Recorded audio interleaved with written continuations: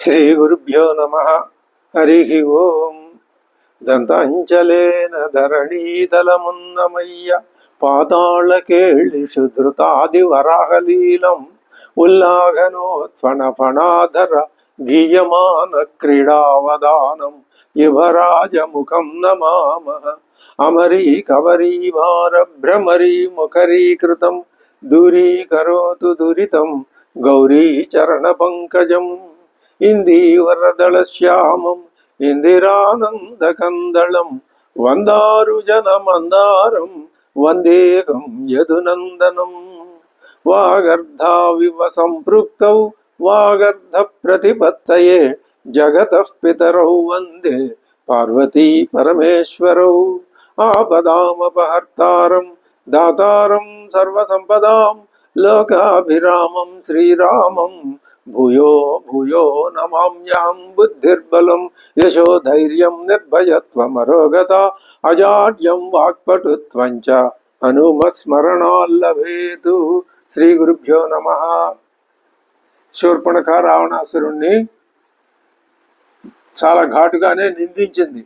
నువ్వు అసమర్థుడివి, నీకు చారులు లేరు, నువ్వు లోభివి, నువ్వు కామమోహితుడివి, నువ్వు ఎంతసేపు నీ రాజ్యాన్ని విడిచిపెట్టి బయటికి రావు, నీ రాజ్యం చుట్టుపక్కల ఏం జరుగుతోందో నీకు తెలియదు, నీకు ఎటువంటి ప్రమాదం ముంచుకొస్తోందో కూడా నీకు తెలియదు, జనస్థానంలో నీ మనుషులు ఉన్నారు కదా, వాళ్ళంతా ఏమైపోయారు నీకు తెలుసునా, నేను వచ్చి చెప్పేదాకా నీకు తెలియదు, ఇలాంటివి ఏం రాజువి, ఇటువంటి రాజుని ప్రజలు సహించరు అని ఈ విధంగా రావణాసురుడికి ఆయన యొక్క లోపాలని ఆవిడ తనకు తెలిసినంత వరకు తన పరిధిలో తాను తన ధర్మం ప్రకారం అని అనుకుని ఎత్తి చూపించింది. రావణాసురుడికి ఏమీ కోపం రాలేదు. నిజానికి కోపం రావాల్సిన అవసరం ఉంది. ఏమిటమ్మా నువ్వు చెప్పేది, అకంపనుడు వచ్చాడు నాకు తెలుసు, అన్నీ ఏం చేయాలో నాకు తెలుసులే అంటే శూర్పణఖ అక్కడి నుంచి నోరు మూసుకెళ్ళిపోతుంది. ఆ రావణాసురుడు అలా అనలేదు. కొద్దిగా శాంతం వహించి అంటే ఈవిడి సంగతి ఏమిటో తెలుసుకుందాము అని అంటున్నాడు. తత శూర్పణఖాం క్రుద్ధాం బ్రువంతీం పరుషం వచః. అన్ని పరుష మాటలే మాట్లాడుతుంది ఆవిడ. మాట్లాడుతుంటే అమాత్య మధ్యే సంక్రుద్ధ. ఆయనకి ఆ కోపం వచ్చింది. దేనికి కోపం వచ్చింది? తను ఇలా తనకి జనస్థానంలో రాముడు సంహరించినందుకు కోపం వచ్చింది తప్ప తన బలహీనత వల్ల తనకి ప్రమాదం ముంచుకొచ్చిందని అందుకు కోపం రాలేదు. పరిప్రచ రావణ అడుగుతున్నాడు శూర్పణఖని. కశ్చ రామ. ఇలా అడగటానికి కూడా ఒక సుకృతం ఉండాలి. రాముడెవరు అంటే రాముడెవరో తెలుసుకోవాలనే కాంక్ష రావణాసురుడిలో ఉంది కానీ నిజంగా రామతత్వం తెలుసుకోవాలని వేసే ప్రశ్న కాదు. రాముడు తనకంటే తక్కువ వాడని ఎదటి వాళ్ళు తనకి చెప్పాలి. ఇది అహంకారం. ఈ గుణం పోతేనే కానీ ఆ సామాన్య స్వరూపం జీవుడికి అర్థం కాదు. జీవుడని, ఈశ్వరుడని, పరమాత్మ అని వేరే ఉన్న చైతన్యం ఒక్కటే. అది జీవుల్లోనూ ఉంది. అదే పరమాత్మ చైతన్యం. కానీ అర్థం మసిబారిపోయి ఉంది కదా. ఇప్పుడు ఈ జీవుడు ఏమనుకుంటున్నాడు, నేను జీవుణ్ణి, ఇది నాది, ఇది నేను అనుకునేంతకాలం తన యొక్క అసలు తత్వం తెలియదు. ఈ రావణాసురుడు అంతే. ఆ స్థితిలో ఉండే కశ్య రామ కథం వీర్య కిం రూప కిం పరాక్రమ కిమర్థం దండకారణ్యం ప్రవిష్ట సుధరాసదం. అసలు ఎవరూ ప్రవేశించలేనటువంటి దండకారణ్యంలోకి రాముడు ఎలా ప్రవేశించాడమ్మా? ఆయుధం కించ రామస్య. అది ఏం ఆయుధాలు ఉన్నాయి రాముడి దగ్గర? అంతకంటే మించి ఆయుధాలు నేను సంపాదిస్తాను, నేను ఇంద్రుడిని జయించి వజ్రాయుధం పట్టుకొచ్చేస్తా అవసరమైతే. ఇది రావణుడి యొక్క అహంకారం. ఆయుధాల్లో కేవలం భౌతికమైన శారీరకమైన బలం ప్రయోగించే ఆయుధాలు ఎందుకు పనికిరావు. ఆత్మబలంతో ఉపయోగించే ఆయుధమే ఆయుధం.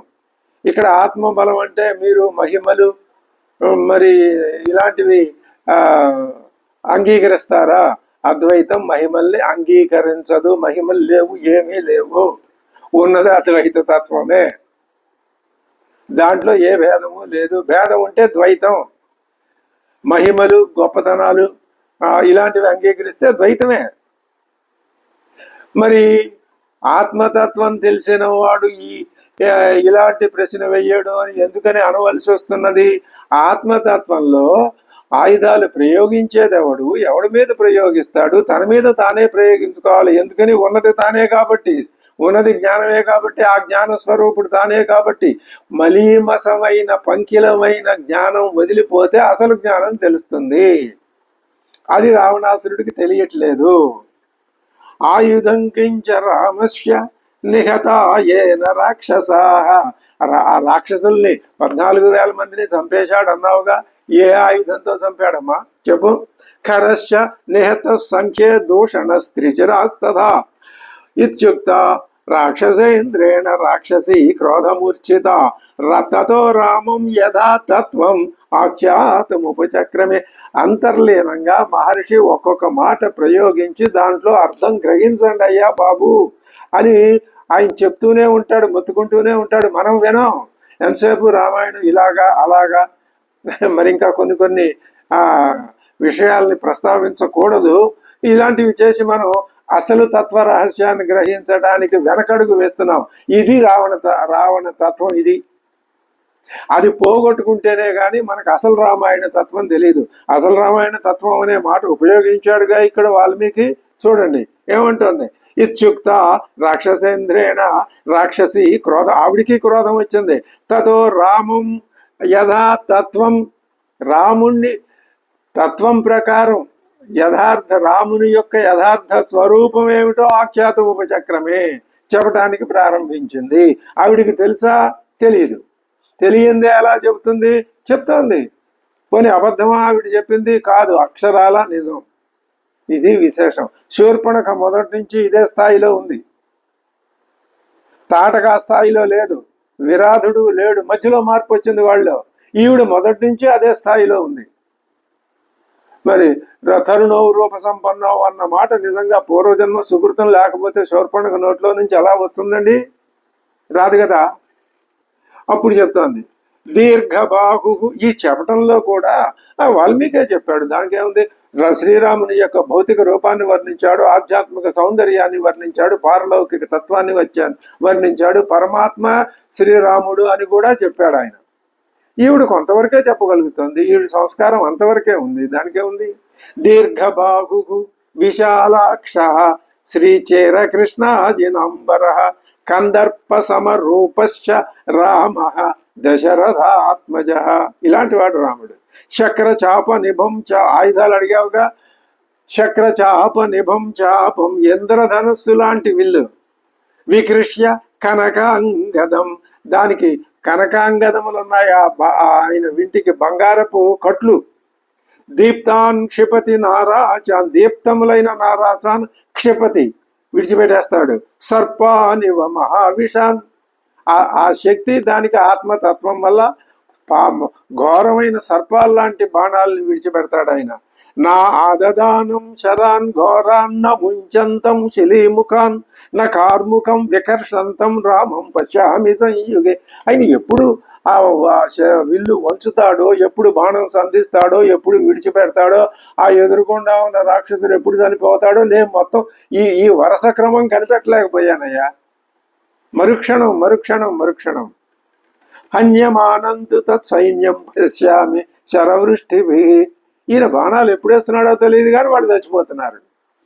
ఇంద్రేణేవ ఉత్తమం సస్యమాహతం తు అశ్మవృష్టిభి రక్షసాం భీమరూపాణాం సహస్రాణి చతుర్దశ నిహతాని శరైః తీక్ష్ణైః తేనైకేన పదాతిన. పదాతి కాలి నేల మీద నిలబడ్డాడు. ఒక్క వాహనం లేదు, రథం లాంటివి గుర్రాలు లాంటివి ఏమీ లేవు. ఒకడే పక్కన లక్ష్మణుడు కూడా ఆయన అక్కడున్నాడు, మరి నాకు కనపడలా. చతుర్దశ సహస్రాణి భీమరూపాణం, వాళ్ళు 14 భయంకరమైనటువంటి మహాపరాక్రమవంతులు అని రాక్షసులు అనుకుంటున్నారు. అది ఉట్టిది, వాళ్ళ పరాక్రమం ఎందుకు పనికిరాదు. అది అధర్మ నిపతితమైన పరాక్రమం ఎందుకు పనికిరాదు. ధర్మబద్ధమైనటువంటి పరాక్రమం స్వల్పమైన దానికి బలం ఎక్కువ. ఇది సారం. అర్ధాధిక ముహూర్తేన కరశ్చ సహ దూషణ ఋషీణాం అభయం దత్తం కృతక్షేమాశ్చ. ఈ మాట రెండోసారి చెప్తున్నది. ఋషులకు అభయం ఇచ్చాడు, దండకారణ్యాన్ని నిర్భయం చేసి పారేశాడు, అభయం చేశాడు. ఇప్పుడు అది అభయారణ్యమైంది. ఏకా కథంచిన్ముక్తాహం పరిభూయం ఆత్మన. కథంచిత్ ఏమో ఎలాగో నా అదృష్టం ఎక్కడో ఉంది, నా అదృష్టం కాదు, నీ దురదృష్టం వశాత్తు నేను బతికాను, లేకపోతే నేను కూడా పోతే నువ్వు హాయిగా సుఖంగా ఉండేవాడివి, ఆ రాముడు ఎవరో నీకు తెలిసేది కాదు అని అనుకోవచ్చేమో. ఏకా కథంచిన్ముక్తాహం పరిభూయం ఆత్మన స్త్రీవధం శంకమానేన రామేణ విదితాత్మన భ్రాతా చాస్య మహాతేజ గుణతస్తుల్య విక్రమ. లక్ష్మణుడిని నువ్వు అడగలా, ఆ లక్ష్మణుడిని కూడా నేను చెప్తాను విను. తుల్య విక్రమ, ఆ అన్నగారితో సమానమైన పరాక్రమం గలవాడు. అనురక్తశ్చ భక్తశ్చ లక్ష్మణ నామవి. అనురక్తుడు భక్తుడు అన్నగారంటే అది సోదర ప్రేమ. అలా ఉండాలి. మరి నీ సోదరులందరూ నీ పట్ల అలా ఉన్నారా? ఒకటిది లేరు. అమర్షి ఇంకా ఎలాంటి వాడు ఆ లక్ష్మణుడు? ఆ మహర్షి ఏమా కోపం ఉంది అతనికి, ఈలో కోపం లేదు రాముడిలో. అది అక్కడే ఉంది గమ్మత్తు. రాముడు తనలో ఉండవలసిన కోపాన్ని లక్ష్మణుడిలో పెట్టాడు, అతడి ద్వారా చూపిస్తాడు, తాను చూపించడు. అది ఒక విన్యాసం. దానికేమి? అమర్షి దుర్జ్ఞేయ దుర్జయ జేత విక్రాంత బుద్ధిమాన్ బలి రామస్య దక్షిణో బాహు. రాముడి కుడిభుజం ఈ లక్ష్మణుడేనయ్యా. నిత్యం ప్రాణో బహిశ్చర. అసలు ఆయన ప్రాణమే, కానీ ఆయన ప్రాణం బయట ఉంది, ఇదిగో బయట తిరుగుతోంది. ఈ లక్ష్మణుడే ఆయన ప్రాణం. రామస్యతు. ఇంకా ఆయన భార్య సంగతి చెప్తాను విను. విశాలాక్షి పూర్ణే. ఇలా ఈ విధంగా చెప్పడం వల్ల శూర్పణఖ నోరు ఆ విధమైనటువంటి క్రూరత్వాన్ని పోగొట్టు. ఇప్పుడు పోకపోయినా ముందు ముందు ఎంతకాలం ఉంది, ఎంతకాలం ఉంది, ఎక్కడైనా రాని, ఏ విధంగానైనా రాని. ఇప్పుడు ఇంకొక భావన కూడా చేయొచ్చు. ఇటువంటి శూర్పణఖే ఆవిడ పరిశుద్ధురాలై స్వచ్ఛత్వాన్ని పొంది పొంది పొంది ఒక మహాభక్తురాలుగా మారచ్చు. ఎందుకని ఇప్పుడు ఆవిడలో ఆ భావాలు ఉన్నాయిగా. రాముణ్ణి తెలియకుండానే ప్రశంసిస్తుందిగా, అది చాలు, ఆ ఉపాధిగా చాలు. రామస్యతు విశాలాక్షి పూర్ణేందు సదృశాననా ధర్మపత్ని ప్రియా భక్తు నిత్యం ప్రియహితే రత. అమ్మవారు విశాలాక్షి. ఆవిడ విశాలాక్షి. విశాలాక్షి అంటే వెడల్పైన కన్నులు కలది. ఆ విశాలాక్షిత్వం జ్ఞానానికి గుర్తు. రాక్షసుల్ని ఎక్కడా విశాలాక్షులను వర్ణించిన దాఖలాలు ఉన్నట్టు లేవు. పరమాత్మని, లక్ష్మణుణ్ణి, వీళ్ళనే విశాలాక్షి. ఆ అక్షి కన్ను జ్ఞానానికి గుర్తు అని చెప్పచ్చును. పూర్ణేందు సదృశానన. అమ్మవారి ముఖం నిండు చంద్ర బింబంలాగా ఉంటుంది. ధర్మపత్ని. ఆయన గారు ధర్మపత్ని ఆవిడ. ప్రియ. ధర్మపత్నే కాదు, ప్రియురాలు, ఇష్టురాలు. నిత్యం భర్తృహితే రత. ఎప్పుడూ ఆవిడ భర్త యొక్క హితాన్నే కోరుతూ ఉంటుంది. ఇది భార్య యొక్క లక్షణం. నిజంగా ఆలోచించేవాడైతే రావణాసురుడు గ్రహించాలి, అమ్మా ఇలాంటి స్త్రీకి మనం అపకారం చేస్తే అది మనకి క్షేమం కాదు కదా అని వాడు ఆలోచించాలి. కానీ ఆలోచించడు. అది సా సుకేశి సునాస ఊరుహు సురూపాచ యశస్విని. ఆవిడ సుకేశి. ఆవిడ కేశభాషం అద్భుతంగా ఉంటుంది. సునాస. ఆవిడ ముక్కు తీరు చాలా బాగుంటుంది. ఊరులు బాగుంటాయి. స్వరూప. ఆవిడ ఆకారం మొత్తం స్వరూపమే. యశస్విని. యశోవంతురాలు, కీర్తి కలిగినటువంటిది, అంటే తేజస్సు కలిగినది. దేవదేవ వనస్యాస్యరా. ఈ వనదేవతలాగా ఉందయ్యా. వనదేవత అనే భావన అత్యద్భుతమైన భావన. వనం పూర్తిగా పుష్పాలతో, మంచి మంచి వృక్షాలతో, కింద సాధు మృగాలతో, ఆ ఏ కాలంలో ఏ పుష్పాలు పూస్తాయో ఆ పుష్పాలు ఫలాలతో నయనపర్వంగా వనం ఉంటే అది ఒక స్త్రీమూర్తిలాగా భావించవచ్చు. ఆ శోభని ఒక స్త్రీలో ఊహించవచ్చు. ఊహిస్తే ఆవిడే వనదేవత. ఇప్పుడు ఒక రైతు కష్టపడి మొదటి రోజు నుంచి వ్యవసాయం చేసి పంట వేస్తే అది పంటకి వచ్చిన తర్వాత దాన్ని ఏమంటాడు? సస్యలక్ష్మి. ఎదురుకుండా కనపడేది పంట, ఆ మొక్కలు, దానికి వచ్చినటువంటి కంకులు ఇవే. కానీ చూడగలిగిన దృష్టి ఉండాలి. సస్యలక్ష్మి కంటికి కనపడదు కానీ బుద్ధిగమ్యం. అలాగే అమ్మవారు కూడా వనలక్ష్మి వలె ఉన్నది. రాజతే అపరా తప్త కాంచన ఈవిడ 1, 2, 3 శ్లోకాల్లో వర్ణిస్తోంది శూర్పణఖ. తప్త కాంచన వర్ణాభ, శుద్ధి చేయబడిన బంగారపు వన్నె ఆవిడ శరీరం. రక్త తొంగనకి ఎర్రటి గోళ్లు గలది. శుభప్రదమైన ఆకారం. సీతానామ వరారోహ శుశ్రోణి తను వైదేహి తను మధ్యమా. సన్నటి నడుము కలిగిన అమ్మవారు, ఆవిడ పేరు సీతానామ. నైవ దేవి, ఆవిడ దేవత కాదు. నా గంధర్వి, గంధర్వుల్లో గాని, నా యక్షుల్లో గాని, నచ కిన్నరి, కిన్నరుల్లో గాని. నేను ఎక్కడ నైవం రూపా మయ నారీ దృష్ట పూర్వ, నేను ఇటువంటి వాళ్ళలో ఈమె వంటి అందమైన స్త్రీని నేను ఎవరిలోనూ చూడలేదు. ఈవిడ చాలా మందిని చూసింది, ఎవరిలోనూ లేదు. యస్య సీత భవేద్ భార్య యంచ హృష్ట పరిష్వజేత్. అబ్బా, ఆ సీత ఎవరిని వరిస్తుందో, వరించిన తన భర్తని ఆవిడ ఆశ్లేషణ చేసుకుంటుందో, ఉపగోహనం చేసుకుంటుందో, కౌగిలించుకుంటుందో, అతి జీవేత్స సర్వేషు లోకేష్వపి పురందరాదపి అతి జీవేత్. దేవేంద్రుడి కన్నా వైభవం కలవాడవుతాడు. ఎవరి వల్ల? సీతమ్మ వల్ల. ఎలాగా? సీతమ్మ కౌగిలించుకుంటే చాలు. ఆవిడ ఇంతకు ముందు 2 సార్లు కరదోషనాథులను సంహరించినప్పుడు 2 సార్లు కౌగిలించుకున్నది. కౌగిలించుకోవడం ఇది పచ్చి శృంగారం అనే విమర్శ హేతుబద్ధం కాదు. అది శృంగారం కాదు. శృంగారం ఎలా అవుతుంది? శృంగారం 4 గోడల మధ్య ఉంటుంది. ఇది జీవేశ్వర సమాగమం. జీవేశ్వర సమాగమం అనే దృష్టితో చూస్తే అందులో ఏ విధమైనటువంటి దోషము కనపడదు. ఇక్కడ కూడా శూర్పణఖ చూసింది ఆ దృశ్యాన్ని, అదే ఇక్కడ చెప్తున్నది. శూర్పణఖ ఇదంతా అందులో ఉండి చూసింది. అమ్మవారు ఆయన్ని కౌగిలించుకోవడం కూడా చూసిందనే మనం అనుకోవాలి. అదే ఎలా చెప్తుంది? యస్య సీత భవేద్ భార్య యంచ హృష్ట పరిష్వజేత్ అతి జీవేత్ సర్వేషు లోకేష్వపి పురందరాత్. పురందరుడి కంటే, ఇంద్రుడి కంటే ఎక్కువ. వీళ్ళకి ఇప్పటికీ కూడా రాక్షసులకి ఇంద్రుడు వైభవం అంటే అసూయే. అలాంటిది మాకు కావాలి, అది వాళ్ళ తాపత్రయం. రావణాసురుడు ఎన్నిసార్లు ఇంద్రుడి మీద దండయాత్రకి, స్వర్గలోకం మీదకి దండయాత్రకి వెళ్ళాడని కథలు చెప్తే దాని అర్థం ఏమిటి? ఆ ఇంద్రుడు వైభవం గొప్పది అని వీళ్ళకి అసూయ. ఇంద్రుడు ఏ విధంగా ఆ గొప్పతనాన్ని సంపాదించాడో అది అక్కర్లేదు.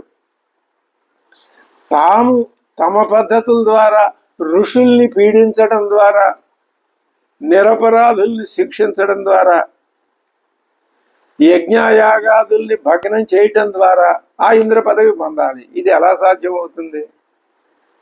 ఇంద్రుడు వాళ్ళందరినీ రక్షించి ఆ పదవి పొందాడు. ఇది ఒకే పదవి 2 మార్గాలు. రావణ మార్గం అప్రశస్తం, శిక్షణీయం. మునుల మార్గం ప్రశస్తం, రక్షణీయం.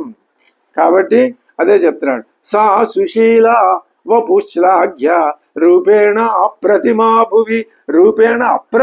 భువి. అసలు ఆవిడతో సమానమైన వాళ్ళు లోకంలో ఎవరూ లేరు. సుశీల, శ్లాఘ్యా వపు అంటే ప్రశంసింపదగినటువంటి శారీరకమైన సౌందర్యం కలిగినది. తవ అనురూప భార్య ఇక్కడ దాకా బాగానే వర్ణించి ఇక్కడ దుర్బుద్ధి పుట్టింది శూర్పణఖకి. ఇదే దుర్బుద్ధి రాముడిని చూడగానే ఆవిడికి పుట్టింది. అన్నగారిని చూసి ఆ సీతమ్మ నీకు భార్య అయితే బాగుంటుంది. ఇది పూర్తిగా రాక్షస బుద్ధి. అది ఇది మనకి 2 కనపడుతూనే ఉన్నాయి. తవ అనురూప భార్య స్యాత్, ఇక్కడ బీజం పడింది రావణాసురుడి బుర్రలో. ఇంకా ఇది వాడి మరణం దాకా వెనక్కి రాలేదు. అతడు ఆ భావాన్ని వదులుకోలేదు. ఇది తప్పు అని ముమ్మాటిగా ఇక్కడ మనం గ్రహిస్తున్నాం. దీనికే శిక్ష పడింది రావణాసురుడికి. తాటకకి ఎందుకు శిక్ష పడింది? యజ్ఞయాగాదుల్ని భగ్నం చేయటం వల్ల. రావణాసురుడికి ఎందుకు శిక్ష పడింది అంటే ఆత్మ ఆ చిత్స్వరూపాన్ని సత్స్వరూపాన్ని నుంచి విడదీసి సత్స్వరూపం తన సొంతం చేసుకోవాలనుకోవటం తప్పు. తన సొంతం కాదు, తాను సత్స్వరూపంలో ఇదైపోవాలి, కలిసిపోవాలి. అప్పుడు సచ్చిత్ సమాగం ఏర్పడే అది పద్ధతి తప్ప దాన్ని చిత్తు నుంచి సత్తును విడదీస్తే, పరమాత్మ నుంచి ఆయన శక్తిని విడదీస్తే ఇదే శిక్ష. అసలు అది విడదీయటానికి వీల్లేనిది, విడదీయరానిది, కానీ విడదీయగలిగింది అనుకుంటున్నాడు ఈ మూర్ఖుడు. అక్కడే రాక్షస బుద్ధి ప్రవేశించింది. అది వాళ్ళు సనక సనందనాథన్ వాళ్ళు వచ్చినప్పుడు కూడా వీళ్ళకి జయ విజయులకి ఎందుకు ఆ దుర్బుద్ధి పుట్టింది? ఆయనే అయ్యవారే పుట్టించాడు. ఎందుకు పుట్టించాడు? మీరు కలుసుకోవటానికి వీల్లేదు అంటే, అంటే సత్స్వరూపం చిత్స్వరూపంతో సమాగమం అవటానికి వీల్లేదు. నేను సత్స్వరూపాన్ని సాధిస్తా, ఈ సత్తు నిజం. అది ఇక్కడ పాయింట్ వచ్చింది. ఇప్పుడు సత్ అనేదే నిజం, చిత్ అనేది లేదు. సత్ అంటే ఈ ప్రపంచమే, ఈ ప్రపంచానికి ప్రతీకే సీత. ఈవిడ నేను వశపరుచుకుంటే ఈ ప్రపంచం అంతా నా వశమైపోతుంది. ఇది అనాత్మబద్ధమైన బుద్ధి, ఇది ఆత్మబద్ధమైన బుద్ధి కాదు. ఇక్కడ ఇంత మనం సునిశ్చితంగా పరిశీలిస్తే మనకు విషయం స్పష్టంగా అర్థమైపోతుంది. తాంతు విస్తీర్ణ జఘనాం పీనశ్రోణి పయోధరాం భార్యార్థే తవ ఆనేతు ముజ్జతాహం. నేనే తీసుకొద్దాం అనుకున్నా, నిన్న ఆవిడ చేపట్టుకు లాక్కొచ్చేద్దాం అనుకున్నా, కానీ విరూపితాస్మి క్రూరేణ లక్ష్మణేన మహాభుజ. ఎంత కల్పించి చెప్తోందో చూడండి, మనం ఆలోచించాలి. ఒక్కసారి వివేకాన్ని పోగొట్టుకుంటే అధఃపతనమే. శూర్పణఖ సంగతి అంతే. నేను ఆవిడ్ని అపహరించి నీకు పట్టుకొచ్చి నీకు అప్పచెబుదాం అనుకున్నాను, కానీ ఈ లోపల ఆ లక్ష్మణుడు నా ముక్కు చెవులు కోసేశాడు కాబట్టి నేను భయపడి పారిపోయి నీ దగ్గరికి వచ్చాను. తాంతు దృష్ట్వాద్య వైదేహీం. ఇవాళ నువ్వు వైదేహిని కనుక చూసినట్లయితే పూర్ణచంద్ర నివాననాం మన్మధస్య శరాణం వైత్వం విధేయో భవిష్యసి. ఈవిడికి మంచి చెడ్డ విచక్షణ జ్ఞానం, ఎక్కడ ఏ సందర్భంలో ఎటువంటి మాటలు మాట్లాడాలి. అన్నగారు, ఓ అన్నగారు, నువ్వు కామపాశ బద్ధుడు అయిపోతావు, మా మన్మధుడు నీ మీద బాణాలు ప్రయోగించేస్తాడు, నువ్వు ఆ కామాగ్నిని తట్టుకోలేవు. ఎప్పుడు ఆ సీతను నువ్వు చూసినట్లయితే వెళ్ళి ఒకసారి చూడు. ఇది కామాగ్ని కాదు, అది ఆ కామాగ్నే ప్రళయాగ్ని అయి నీ శరీరాన్ని నీ గుణాల్ని కూడా భస్మీపటలం చేస్తుంది. అది భస్మీపటలం అయిపోయిన తర్వాత నీలో ఏ సత్స్వరూపం ఉందో అది బయటకు వస్తుంది. అప్పుడు దానిని గ్రహిస్తుంది. శిశుపాలుడికి మోక్షం వచ్చిందంటే ఇదే అర్థం. మనకి సినిమాల్లో చూపిస్తూ ఉంటారు, ఏదో ఒక జ్యోతి ఇలా వచ్చి ఆ కృష్ణుడిలో కలిసిపోయింది. దాని అర్థం ఏమిటి? శిశుపాలుడిలో ఉన్నటువంటి దుర్మార్గ లక్షణాలన్నీ కూడా భస్మీపటలం అయిపోతే ఏది మిగులుతుందో, ఇక్కడే మళ్ళీ ఇంకొక విషయం వస్తుంది. ఏమీ మిగలదని కొందరు అంటారు, కొంతమంది కాదు బాబు మిగులుతుంది అని కొందరు అంటారు. మనం మిగులుతుందనేటటువంటి వాదాన్ని పూర్తిగా మనం నమ్మటం కాదు, అది హేతుబద్ధం. మనం నిరూపించగలం. ఏ బలంతో నిరూపించగలం? ఉపనిషత్ బలంతో నిరూపించగలం. ఉపనిషత్తులు, కఠోపనిషత్తు అస్థితి ఉపలబ్ధవ్య అస్తా నాస్తా అనేటటువంటి సందేహానికి సమాధానం చెప్పడానికే వచ్చింది కఠోపనిషత్తు. మిగిలిన దశోపనిషత్తులు కూడా మరణం తర్వాత జీవం ఉన్నది, జీవుడు ఉంటాడు, జీవుడికి మరణం లేదు. ఏ గుణాలు పోయేటప్పుడు ఏ గుణాలు భావిస్తూ ఉంటాడో ఆ గుణాలతోటే మళ్ళీ ఇంకో శరీరాన్ని పొందుతాడు. ఇలా శరీరాలు పొందేవాడు ఇతడే పొందుతాడు. పునర్జన్మ అని ఎవ్వరు అనరు. పునర్జన్మని మేము నిందించేశాం కాబట్టి ఈ విధంగా ఈ ఆత్మానాత్మవాదాన్ని కూడా మేము ఖండించేస్తున్నాం. దీన్ని ఖండించి దాన్ని ఖండించాం అనుకుంటే అవివేకమే తప్ప ఏమీ కాదు. పునర్జన్మని ఎవ్వరూ సమర్థించరు. మరి దేన్ని సమర్థిస్తారు? జన్మలు, మరణాలు కనపడుతున్నాయిగా, ఎదురుకుండా శరీరం పోతుందిగా, ఇది మరణం. కొత్త వాళ్ళు పుట్టుకొస్తున్నారుగా. ఈ రెండింటికి సామాన్యమైనది ఏమిటి? గుణాలు. భక్తి గుణంతో మరణిస్తే మళ్ళీ ఈ మనిషే, ఈ తల్లిదండ్రులే ఇవి లేరుగా, ఉండరుగా. భక్తితో ఇప్పుడు ఒక మహాభక్తుడు మరణించాడు, సరే అది అయిపోయింది, అక్కడికి మర్చిపోదాం. కొంతకాలం తర్వాత లేదు అప్పుడే ఇంకొక మహాభక్తుడు, ఈ భక్తుడి కంటే ఉన్నత స్థాయికి చెందిన మహాభక్తుడు జన్మించడా? అది గుణం జన్మించడం అంటే. అంతే తప్ప ఈ మనిషే మళ్ళీ పుడతాడనేది అది ఎవరు అంగీకరించవలసినటువంటి మాట కాదు. అందుకని నువ్వు కామపాశ తాడితుడు అయిపోతావు, కామబాణ పీడితుడు అయిపోతావు. ఎప్పుడు ఆవిడ్ని కనుక నువ్వు చూసినట్లయితే. ఏది తస్యాం అభిప్రాయో భార్య అర్థే తవజాయతే, ఆమెలో నీకు ఈవిడ నా భార్య కావాలి అనేటటువంటి ఒకానొక భావం గనక కలిగినట్లయితే శీఘ్రముద్రియతాం పాద జయార్థమిహ దక్షిణ. కుడికాలు ముందు పెట్టి బయలుదేరు. మళ్ళీ ఇందులో శకునాలు.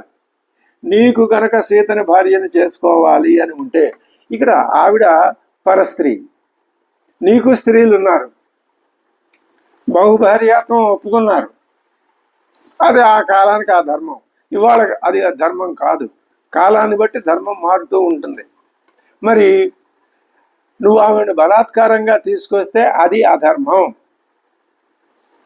మోక్షం కూడా ధర్మబద్ధమైనటువంటి అర్ధకామాల ద్వారా సాధ్యమే తప్ప వేరే విధంగా అధర్మబద్ధమైన వాటి వల్ల సాధ్యం కాదు. ఎందుకని సాధ్యంగా అసలు మోక్షానికి ఆ స్థాయిలోకి వెళ్ళిన తర్వాత ఇది ధర్మమా ఇది అధర్మమా అనే చర్చ అక్కడ ఉండదు, లేదు. కానీ ఎందుకని ఇలా మీరు చెప్తున్నారు అంటే దానికి కారణం ఏమిటి అంటే అధర్మబద్ధమైనటువంటి అర్ధకామాలు ఉన్న వాడి మనస్సుకు మోక్షం అర్థం కాదు కాబట్టి మోక్షం రాదు. సరే, రావణాసురుడే అన్యాయబద్ధమైనటువంటి ధర్మ వ్యతిరేకమైన అర్థకామాలని పోషించినా అతడు పరమాత్మని గ్రహించి ఉంటే ఈ అడ్డం రావు. అతడు పరమాత్మలో ఐక్యమైపోగలడు, మోక్షం పొందగలడు. కానీ ఇవి అడ్డం వస్తాయిగా. అందుకనే ఏం చెప్తోంది వేదాంతం మొత్తం సమస్త ముందు నీకు ఆ లక్షణాలు ఉండాలి. చతుర్విధ ఈ పురుషార్థాలని సాధించటానికి నీకు అర్హత ఉండాలి. ఆ అర్హతలో ఇహాముత్ర ఫలభోగ విరాగం, సన్యాసం, వైరాగ్యం ఇలాంటివన్నీ ఉండాలి. ఉంటేనే ఈ గుణాలు పోతేనే, ఈ ఆవరించి ఉన్నటువంటి కలుషం కొట్టుకుపోతేనే నీకు అసలు విషయం తెలుస్తుంది. ఇది హేతుబద్ధమైన విషయమే, ఎవరైనా అంగీకరించవలసిందే. ఈ ఉన్నటువంటి ఇందులో సత్వ రజస్ తమస్సులు మూడు పూర్తిగా క్షాళనం చేసుకోగలిగితే మనిషి ఉంటాడు, శరీరము ఉంటుంది, మనస్సు ఉంటుంది. ఇవి లేవు, ఈ మూడు గుణాలు లేవు. ఏముంటుంది? అదే మోక్షం. ఇందులో హేతుబద్ధం కాని విషయం ఏముంది? ఈ మూడు పోయిన తర్వాత మనిషి ఉండడండి, ఇది అంగీకరించడానికి తగినటువంటి విషయం కాదు. యది తస్యాహం అభిప్రాయో భార్యార్థే తవ జాయతే శీఘ్రముద్రియతాం పాదో జయార్థమిహ దక్షిణ. కుడిపాదం పెట్టు, నుంచో, కాలు ముందుకు బయలుదేరటమే కుడికాలు ముందు పెట్టి బయలుదేరావు. కురు ప్రియం తథా తేషాం రక్షసాం రాక్షసేశ్వర వదాత్తస్య నృశంసస్య రామస్యాశ్రమవాసిన. ఆ రాముడు వధించిన 14,000 మందికి కూడా నువ్వు ప్రియం చెయ్యాలి అంటే, ఈ ఆధునిక పరిభాషలో వాళ్ళ ఆత్మక శాంతి కలగాలి అంటే నువ్వే ఈ ఆత్మక శాంతి కలగడం అనే మాట అది లోకంలో అలా కొన్ని మాటలు వెళ్తూ ఉంటాయండి. వదాతు తస్య నృశంసస్య, మళ్ళీ అంతకుముందు దేవేంద్ర సమహాని పొగడిన నోటితోటే మళ్ళీ ఇప్పుడేముంటుంది ఇక్కడ? తస్య నృశంసస్య వదాత్, ఆయన్ని వధించి నువ్వు వీళ్ళకి ప్రియం కురు అంటున్నది. మరి ఈ వీడి కోసం చెప్పాల్సిన మాట అది, తన సొంతంగా చెప్పిన మాట అది. తం శరైర్నిశితైర్హత్వా లక్ష్మణంచ మహారథం హతనాథాం సుఖం సీతాం యథావదుపభోక్ష్యసి. ఆవిడ భర్తను చంపాయి, ఆవిడ్ని యథాసుఖం ఉపభోక్ష్యసి, ఆవిడ్ని సుఖంగా నువ్వు అనుభవించవు. ఇప్పుడు ఇంకేం చేయాలి? లక్ష్మణంచ మహారథం, తస్యాహ భర్తారం, ఆవిడ యొక్క భర్తని లక్ష్మణుని శరై నిశితై హత్వా, తీవ్రమైన పదునైన బాణాలతో వాళ్ళిద్దరిని సంహరించవు. అది సాధ్యం కాదు. నీకంటే బలం గలవాడే కరుడు ఏమయ్యాడు? మట్టిలో కలిసిపోయాడు. రోచతే యదితే వాక్యం మమైత అయితే తద్రాక్షసేశ్వర ఏతద్ మమ వాక్యం తవ రోచతే యది, నా మాటలు నీకు ఇష్టం అయినట్లయితే క్రియతాం నిర్విశంకేన వచనం మమర, ఇంకా నువ్వు నిర్విశంకం ఏమాత్రం అనుమానం ఆలోచన వద్దు, నేను చెప్పినట్టు చెయ్యి, నా మాట నచ్చితే చెయ్యి. విజ్ఞాయేహాత్మశక్తిం చ హ్రియతామ బలాత్, ఆవిడ బలాత్ నువ్వు హ్రియతాం, ఆవిడ అపహరించి తీసుకొచ్చాయి. ఎప్పుడు?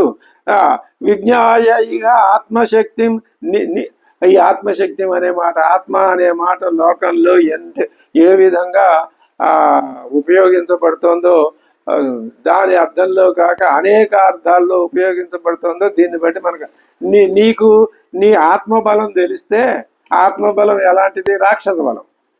అటువంటి రాక్షస బలం గనక నీకు తెలిసినట్లయితే, నీ బలం నీకు తెలిస్తే హిరియతాం అబల, ఆవిడ్ని నువ్వు హిరియతాం ఎత్తుకొచ్చే, ఎలాగ? బలాత్కారంగా, అంతే తప్ప మర్యాదగా రమ్మంటే అది జరిగేది కాదు. సీత సర్వానవద్యాంగి భార్యార్థే రాక్షసేశ్వర నిశమ్య రామేణ శరైరజగ్మగై హతాన్ జనస్థానగతాన్ నిశాచరాన్ కరంచ బుద్ధ్వా నిగతంచ దూషణం త్వమత్ర కృత్యం ప్రతిపత్తు మర్హసి. ఆ మాట ముగించే ముందు మళ్ళీ ఒకసారి మొదటికెళ్ళి ఇంకొకసారి గుర్తుకు తెచ్చుకో. 2 విషయాలు నువ్వు ఆలోచించాలి.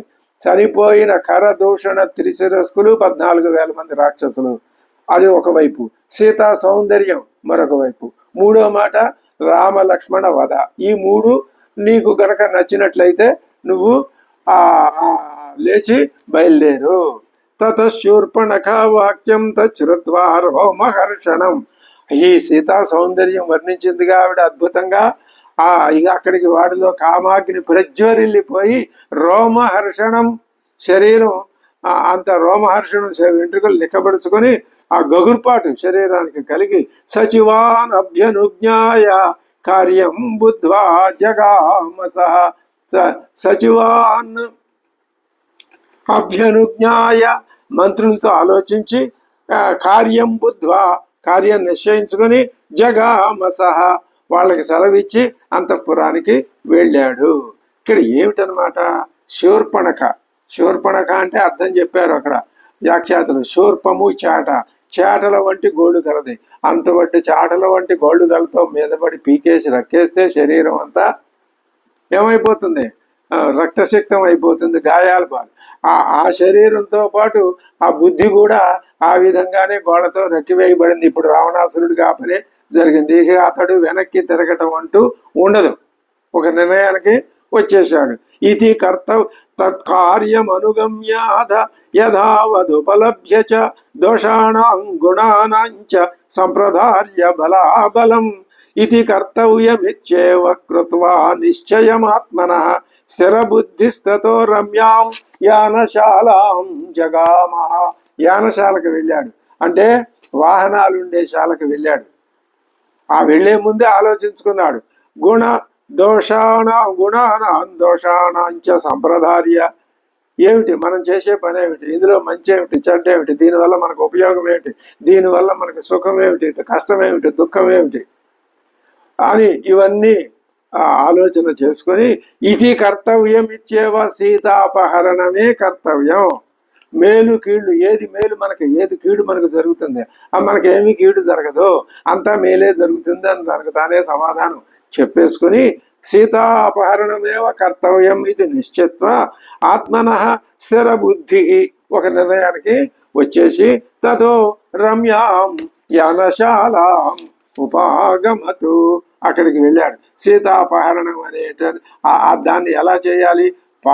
పౌరుషంతో సాధించాలా, చోరక్రియతో సాధించాలా? ఎలా చేస్తే మనకి ఆ గుణదోషాలు, గుణం అధికంగా ఉండాలి, దోషాలు అల్పంగా ఉండాలి, ఆలోచించాడు. ఇది నిశ్చిత్య అన్నాడుగా. అంటే పౌరుషంతో సీతను సంపాదించటం సాధ్యం కాదు. ఎందుకని? ఖరాదులకు పట్టిన గతి చూశాడుగా. కాబట్టి అంత పరాక్రమం, కరాదుల్ని సంహరించగలిగిన పరాక్రమం ఉన్న రాముడితో ఇప్పుడు యుద్ధం ఎందుకు? ఒకవేళ తాను కనుక ఆ యుద్ధంలో ఓడిపోతే తన కళ కలగానే మిగిలిపోతుంది కదా. కాబట్టి యుద్ధం అనే మాట ప్రస్తుతం వద్దు, యుద్ధం వద్దు.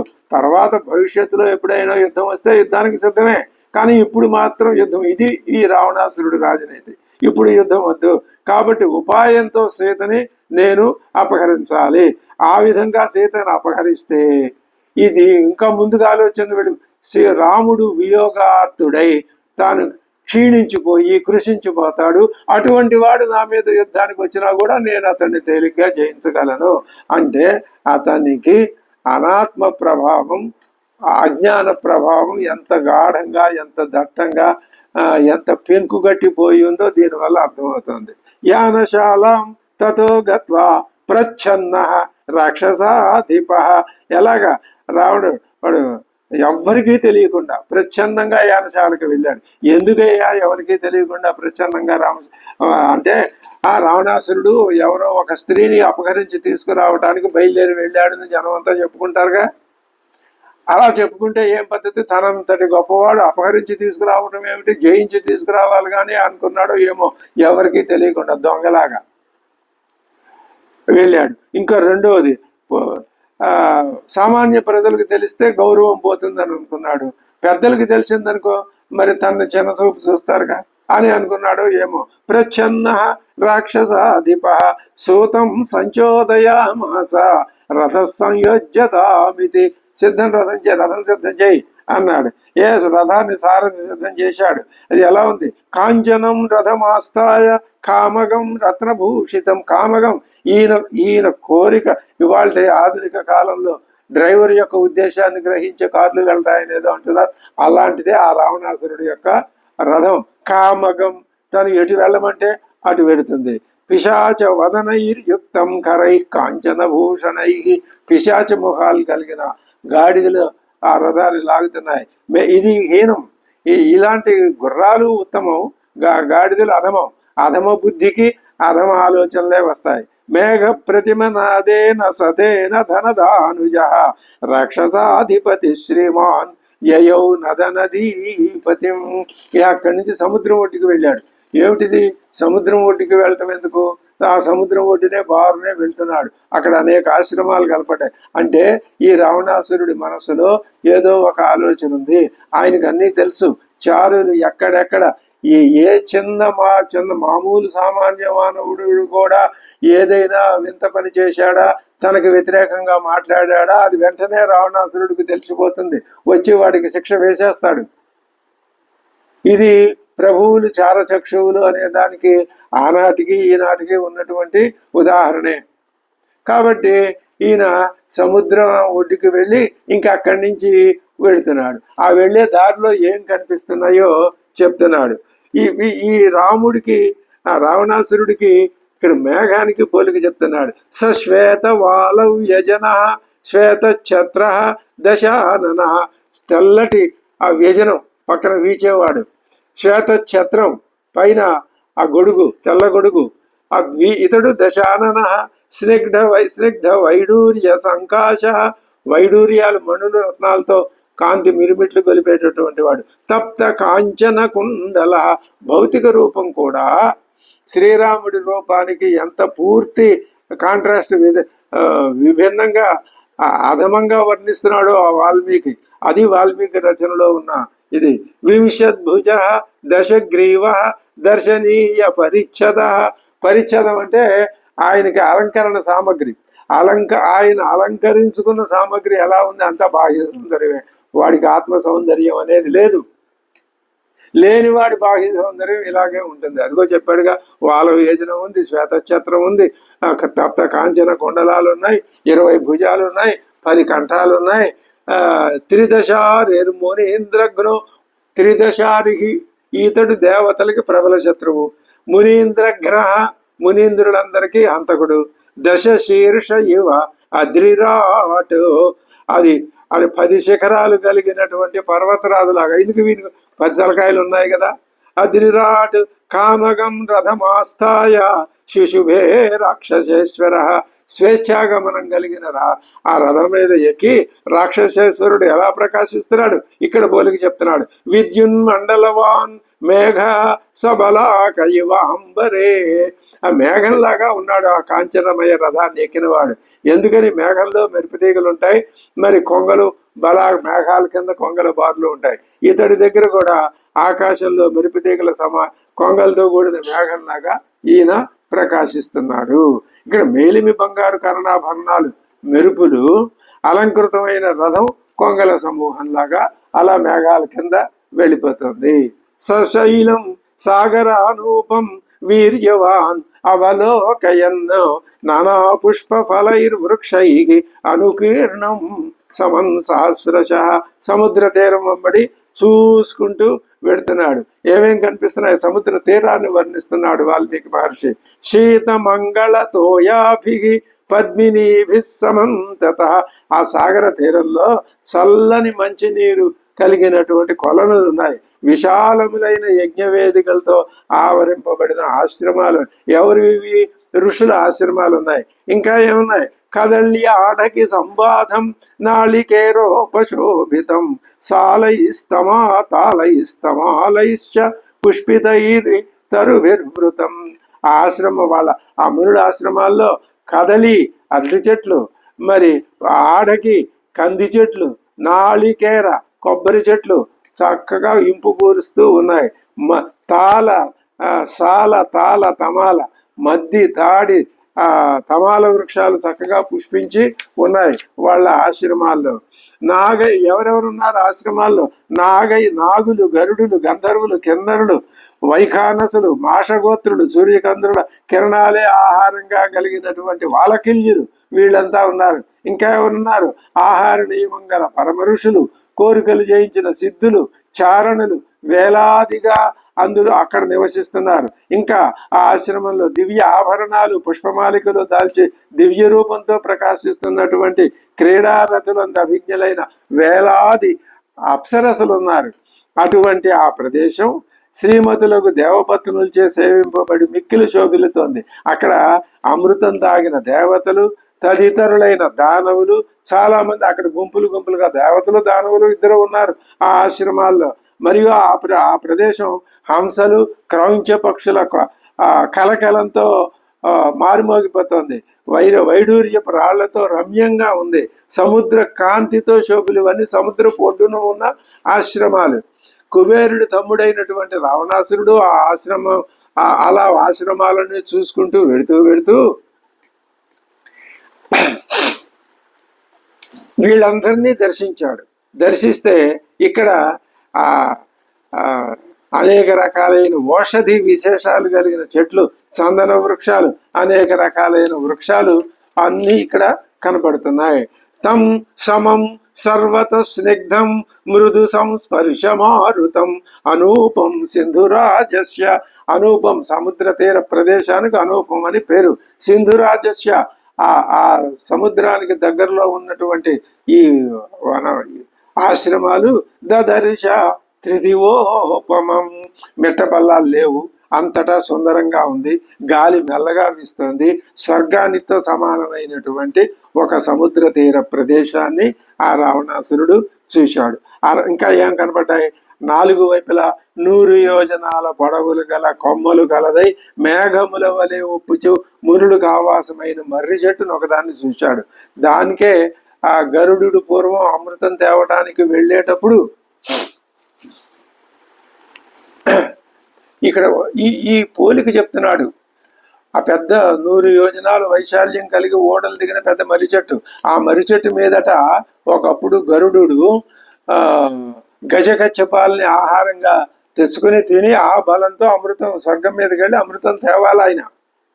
వాటిని పట్టుకొచ్చి ఎక్కడ పెట్టుకొని తిందామని ఈ మర్రి చెట్టు మీద పెట్టుకునేసరికల్లా దాని కొమ్మ విరిగి పడిపోవటం, దానికి ఉన్న మహర్షులు కింద పడిపోవటానికి సిద్ధమవుతూ ఉండగా అది తనకి అపకారం జరుగుతుందని గ్రహించి వెంటనే దాన్ని కూడా తీసుకెళ్ళి చక్కగా భద్రంగా ఒక చోట ఉంచి తర్వాత ఈ గజ కచ్చపాలని ఆరగించి ఈయన స్వర్గానికి వెళ్ళి అమృతం పట్టుకొచ్చాడు అని కథ. అక్కడ అటువంటి ఆ మర్రి చెట్టును కూడా ఈయన చూశాడు. ఎందుకు ఈ మర్రి చెట్టు ఉదాహరణ ఇక్కడ వాల్మీకి చెప్తున్నాడు. ఆయన అమృతం తేవటానికి వెళ్ళాడు. దారిలో ఈ మహర్షులకి వీళ్ళకి అపకారం జరుగుతుంటే దాన్ని తనంతర బుద్ధితో ఆలోచించి నివారించుకున్నాడు. కానీ ఈ రావణాసురుడు అమృతం తేవడానికి వెళుతున్నారని అనుకుంటున్నాడు, విషం తెచ్చుకోవడానికి పెడుతున్నాడు. పోలిక భేదం చెప్పడానికి ఈ ఘట్టాన్ని వాల్మీకి మహర్షి ఉదాహరించాడు. అమృతాన్ని తెచ్చాడు. అటువంటి మర్రి చెట్టుని రావణాసురుడు చూశాడు. అక్కడ ఆ మర్రి చెట్టు ప్రక్కన తంతు గత్వా పరంపారం సముద్రస్య నదీపతేకే దదర్శాశ్రమం ఏకాంతే రమ్యే పుణ్యే వనాంతరే. సప్తమే భక్తులు వరుసనే ఎలా రమ్యే పుణ్యే వనాంతరే, రమ్య పుణ్య వనాంతరే అనొచ్చు. అది ఆ శైలి, వాల్మీకి శైలి, అది అనితర సాధ్యం.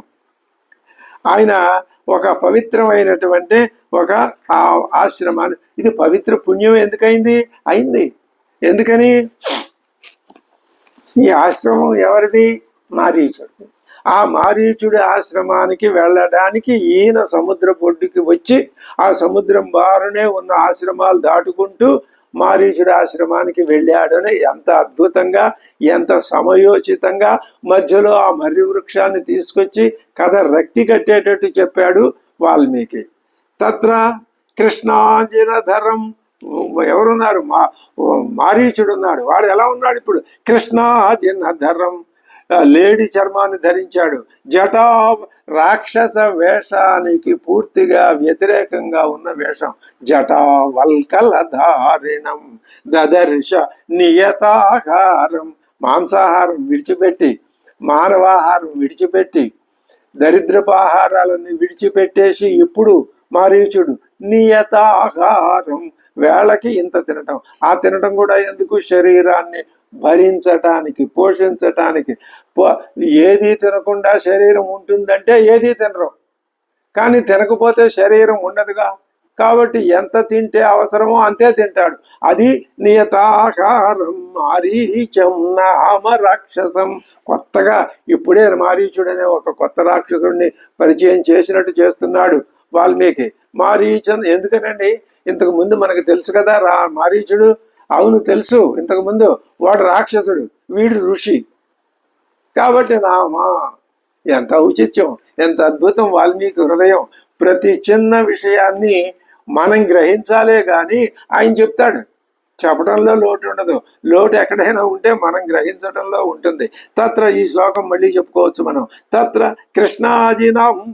కృష్ణాజినధరం జటావల్కలధారిణం దదర్శ నియతాకారం మారీచం నామ రాక్షసం సరావణ సమాగమ్య విధివత్తేన రక్షస మారీచేన అర్చితో రాజా సర్వకామైః అమానుషైః. అది మనుష్య దుర్లభాలైనటువంటి, మళ్ళీ ఇక్కడ వీళ్ళిద్దరూ రాక్షసులు కదా, మనుష్య దుర్లభాలని అంటాడేమిటి వాల్మీకి? ఇప్పుడు మనమంతా ఏ అభిప్రాయంలో ఉన్నాం? దేవతలు వేరు, మానవులు వేరు, రాక్షసులు వేరు. మనకి ఈనాటికి చలనచిత్రాల్లో అక్కడ రాక్షసుల వేషం, వాళ్ళు మనుషుల్లాగా, మనిషే రాక్షసుడి వేషం వేస్తాడు. రాక్షసుడు ఎవడో ఎక్కడా లేడంటానికి ఇదే నిదర్శనం. అందరూ వీళ్ళే. చేతులు, చివరికి ఆ దేవతల యొక్క ప్రతినిధి అయిన పరమాత్మ వచ్చినా మానవుడు అవ్వాల్సిందే. కృష్ణుడు వచ్చినా మానవుడే అయ్యాడు. మన దక్షిణామూర్తి వచ్చినా మానవుడిలాగానే వటవృక్షం కింద కూర్చున్నాడు. ఎవరైనా సరే, దేవతలు వచ్చినా మానవులే. రాక్షసులు రారు. వీళ్ళు మానవుడే ఒక్కొక్కసారి రాక్షసుడిగా మారుతాడు. నేను రాక్షసుని అయిపోయాను బాబోయ్, నాకు ఈ జన్మ వద్దు అనుకుంటే మానవుడు అవుతాడు. ఈ మానవ జన్మ కూడా వద్దు అనుకుంటే దేవతలు అవుతాడు. ఇంతే తేడా. ఈ అనుకోవటం ఇదే సాధన. రావణుడు ఆ విధంగా మారీచుడి దగ్గరికి వెళ్ళేసరికి ఆ రాక్షసుడు, మా రాజుగారు వచ్చారు అని చెప్పి రావణాసురుడికి ఎదురు వెళ్ళి మనుష్య దుర్లభాలైనటువంటి సకలాభిష్టాల్ని అతిథి రావణాసురుడికి ఇచ్చాడు. తం స్వయం పూజయిత్వా, స్వయంగా తాను ఆ రావణాసురుణ్ణి పూజించాడు. భోజనేన ఉదకేన చ, అర్ఘ్యపాద్యాలు ఇచ్చాడు. ఆ తర్వాత ఆ భోజనం పెట్టాడు. మరి అర్ధోపహితయా వాచ అర్ధ అర్ధ ఉపహితయ అర్ధము చేత కూడినటువంటి మాటలు, చక్కటి ఉపదేశం, భోజనం ఎంత మంచి భోజనం పెట్టాడో, స్వాగతం ఎంత చక్కటి స్వాగతం ఇచ్చాడో, నిష్కల్మష హృదయంతో స్వాగతం ఇచ్చాడో, అంతే ఆలోచనతో, అంతే ఉత్సాహంతో, అంతే పవిత్ర భావంతో అర్థవంతంగా అర్ధోపహితయ, ఆ సమాసం అద్భుతమే, అర్ధోపహితయ అర్థం చేత ఉపహితమైనటువంటి కూడుకొని ఉన్నటువంటి వాచ మారీచో వాక్యం అబ్రవీతు, వాక్యం చెప్తున్నాడు మానవుడు. కచ్చిత్ సుకుశలం రాజన్, ఏ రాజన్ కచ్చిత్ సుకుశలం, నీకు అందరికీ కుశలమేనా? లంకాయాం రక్షసేశ్వర, లంకలో అందరూ సుఖంగా ఉన్నారా? జనస్థానం వద్దులే, ఇక్కడ జనస్థానం మట్టుకెలిసిపోయింది. మీ లంక సంగతి చెప్పు. లంకలో అందరూ కుశలంగా ఉన్నారా? ఏమో నాకు అనుమానంగా ఉంది. ఇప్పటిదాకా ఉన్నారంటే బాగానే ఉంది, ఇక ముందు ఎలా ఉంటారో తెలీదు. కేనార్ధేన పునస్త్వం వై తూర్ణమేవా ఇహ ఆగత, తూర్ణమేవా, ఏమిటో వేగంగా పరిగెత్తుకుంటూ వచ్చినట్టున్నావే. కేనార్ధం కేనార్ధేన పునస్త్వం తూర్ణమేవ సమాగత ఇహ ఆగత, ఎందుకయ్యా ఇంత తొందరగా బయలుదేరిపారు? మళ్ళీ వచ్చావు, తూర్ణం మళ్ళీ ఎందుకు వచ్చావు? ఇంతకు ముందు వచ్చావుగా, మళ్ళీ ఎందుకు పరిగెత్తుకుంటూ వచ్చావు? కానీ ఇక్కడ మళ్ళీ అనే మాటకి అర్థం కనపడటం, మరలా తూర్ణమేవ ఇహ ఆగత, మరలా అనే అర్థం కనపడుతోంది. కాబట్టి వాడు అకంపనుడి యొక్క వృత్తాంతం వాల్మీకి కృతమే అనుకుంటే తప్పే ఉంది, అదేమి అనౌచిత్యమేం కాదు. ఏవ ముక్తో మహాతేజ మారీచే నమసారావణ తతః పశ్చాత్ ఇదం వాక్యం అబ్రవీత్ వాక్యకోవిద, తర్వాత వాక్యకోవిదుడైనటువంటి రావణాసురుడు ఆ మారీచుడితో అంటున్నాడు. ఆయన ఏమంటాడో, ఆయన హృదయం ఎలా ఉంటుందో, ఏం చెప్తాడో మనం తర్వాత తెలుసుకుందాం. స్వస్తి.